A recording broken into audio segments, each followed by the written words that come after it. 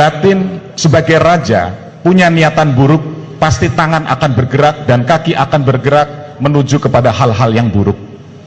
Sehingga raja yang baik, pemimpin yang baik, ketika ibarat batin memiliki niat yang baik, maka semua raga, panca indera akan bergerak ke arah yang baik, mengikuti yang batin. Disinilah sejatinya syahadat, asyhadu alla ilaha illallah wa asyhadu anna Muhammad Rasulullah. Maka Allah disebut yang pertama, artinya Allah sebagai lambang yang maha gaib adalah lambang batin kita yang ada di dalam diri. Karena sejauh ini kita tidak akan mampu melihat batin kita. Yang bisa kita lihat adalah raga kita. Disinilah lambang Muhammad Rasulullah, karena Muhammad utusan Allah, seorang manusia nyata. Disinilah lahir kita. Maka bagaimana kita sebagai manusia menjadi manusia yang berbadan Muhammad, artinya terpuji, artinya berbudi, beradab. Ketuhanan yang Maha Esa, kemanusiaan yang adil dan beradab adalah asyhadu alla ilaha illallah wa asyhadu anna Muhammad Rasulullah, adil dan beradab. Om nama siwaya, om nama budaya. Kemudian yang ketiga, disatukan, karena ini adalah dua dat yang berbeda yang merupakan satu kesatuan, loroning atunggal yang harus disatukan.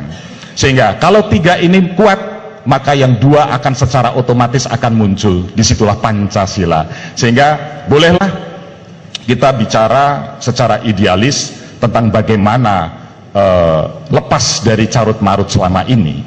Tetapi ini semua kita secara kegaiban, Pancasila tidak akan tegak di negeri ini kalau syahadat dan siwa Buddha tidak ditegakkan.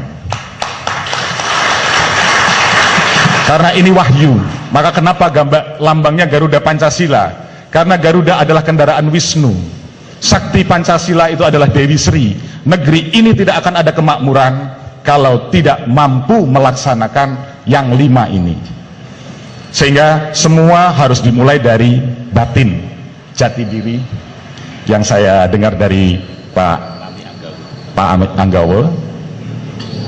Kita harus mengenali jati diri kita. Sejatinya negeri ini, bangsa ini sudah lupa kepada candi. Ini sandi, ini merupakan sandi spiritual. Bangsa ini sudah lupa kepada candi, yaitu wawacan diri.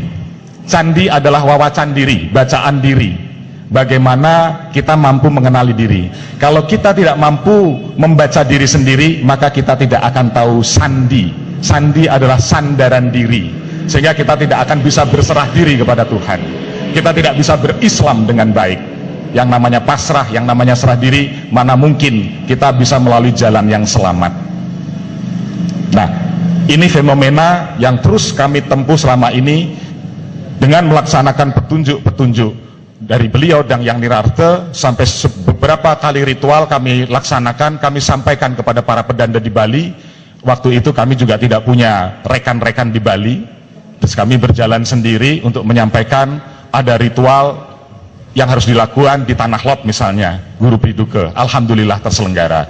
Kemudian berikutnya setelah Tanah Lot diselenggarakan, kami mendapatkan petunjuk untuk mengadakan ritual uncal balung atau melasti di Caturmuka Denpasar dengan 3 pedanda. Alhamdulillah itu terselenggara. Kemudian setelah itu kami harus melakukan Homat Raya di Pura Majapahit. Sebelumnya kami mendapatkan petunjuk untuk mencari Pura Majapahit di Denpasar, Jalan Imam Bonjol. Setelah itu ada petunjuk untuk saya untuk pergi ke Madinah Mekah. Beliau yang memberikan petunjuk untuk itu. Sehingga di saat itulah kami mendapatkan satu sinyal ketika melaksanakan umroh di Madinah Mekah. Mutawifnya adalah orang-orang Lombok. Ini yang menjadi pertanyaan saya ketika itu. Ada apa dengan Lombok?